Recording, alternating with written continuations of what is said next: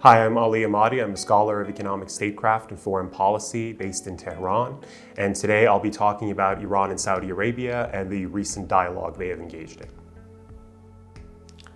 Saudi-Iran diplomatic ties broke in 2016 after Saudi Arabia's diplomatic facilities in Iran were breached by protesters following Saudi Arabia's execution of a Shia protest leader in Saudi Arabia. This, of course, comes after about 2 decades of the two sides competing with each other throughout the Middle East after the US invasion of Iraq and then subsequently in the aftermath of the Arab Spring. There was a lot of insecurity in the region and a lot of breakdown of state structure, which created security vacuums, and Saudi Arabia and Iran have competed with each other to fill that vacuum.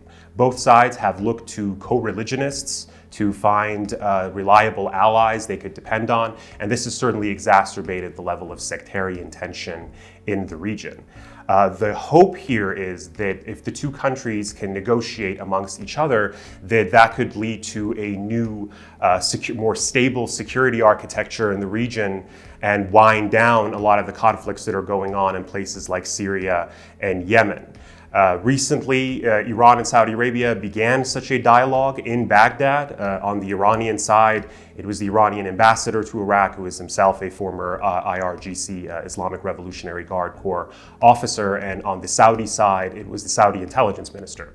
There's also been reports that the head of the Quds Force, Iran's elite foreign operations division, part of the Revolutionary Guard Corps, has also met with the Saudi intelligence minister in Baghdad. This, of course, comes after Iran and the United Arab Emirates have also began a dialogue. That began in the summer of 2019.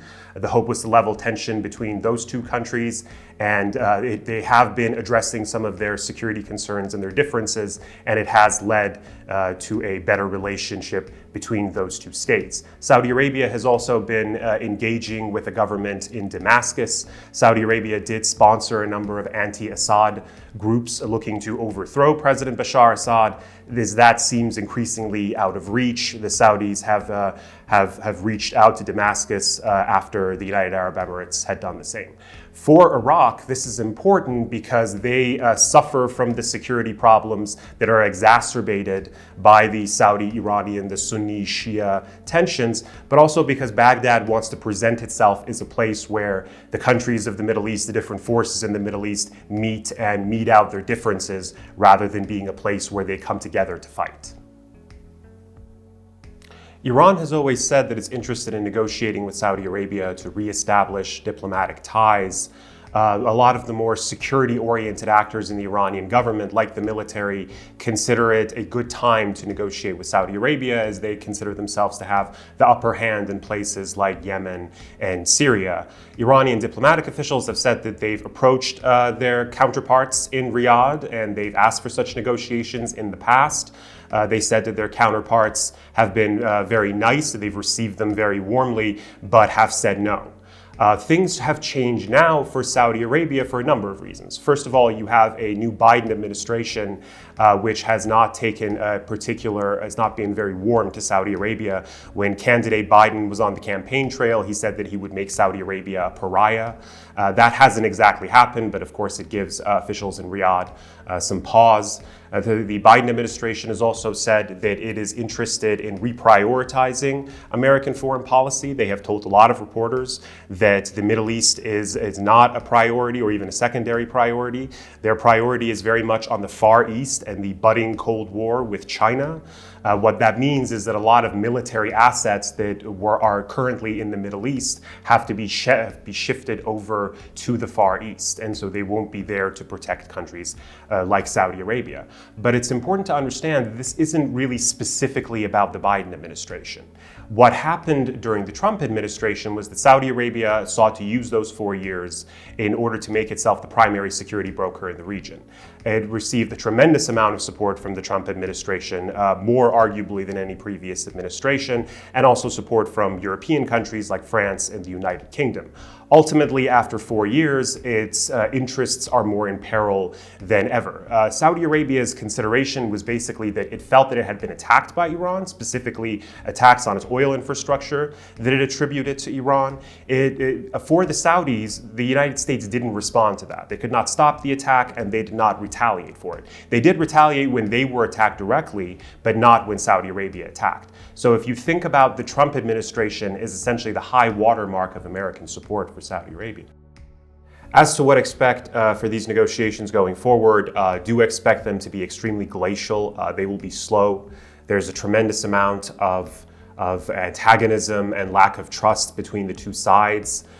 There's also a feeling that if they make compromises, that they will be possibly seen as unreliable by the allies that they have, both state and non-state.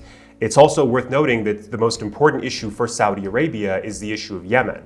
The Ansarullah group, more commonly referred to as the Houthis, who have taken over Sana'a, are fighting with Saudi Arabia, are supported by Iran, but they're not really Iran's proxies. Iran has at various points gave them advice that they have not taken. At the beginning of this conflict, Iran advised them not to take Sana'a, as US officials also acknowledged, and the Houthis did not listen to that. Right now, it is said that Iran has encouraged the Houthis to level tensions around the city of Marib, which has been a huge flashpoint currently. And again, the Houthis have demurred. So Iran has a lot of influence with the Houthis, but that should not be confused with command and control influence, where they do what Iran says. In terms of the negotiations moving forward, I think you have to think of it more as Reykjavik than Yalta. This isn't about Iran and Saudi Arabia divvying up the region amongst themselves. The best possible outcome that can come from this is if Iran and Saudi Arabia develop a better, healthier understanding of each other's national security needs so that it can work with each other to unwind the conflicts that exist. In terms of Iran's presidential election, I don't think that is going to be a major factor in these discussions. Iran's national security decision-making process is a bit different. Foreign policy frameworks are designed with consensus. Obviously, the supreme leader is the most important actor in this, and he will not be leaving after the election, obviously.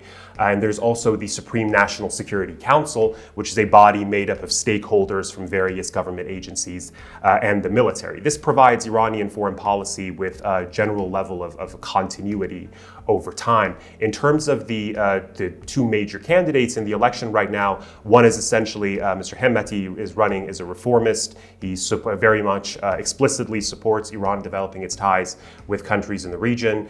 And Ebrahim Raisi, Ayatollah Ebrahim Raisi being the other candidate, is essentially running as a close confidant of the supreme leader. So none of this makes it seem like they would be inclined to challenge the brittle foreign policy consensus around the issue of speaking to Saudi Arabia.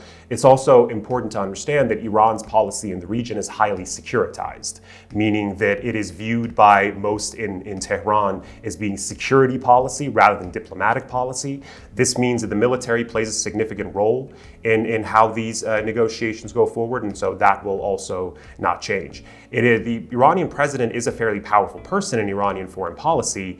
It is certainly conceivable that they would, without harming the consensus or trying to pull away from negotiations with Saudi Arabia, that they would become more aggressive with regards to certain details, but that is more likely to happen in the conversations regarding the JCPOA, the nuclear talks, rather than with Saudi Arabia.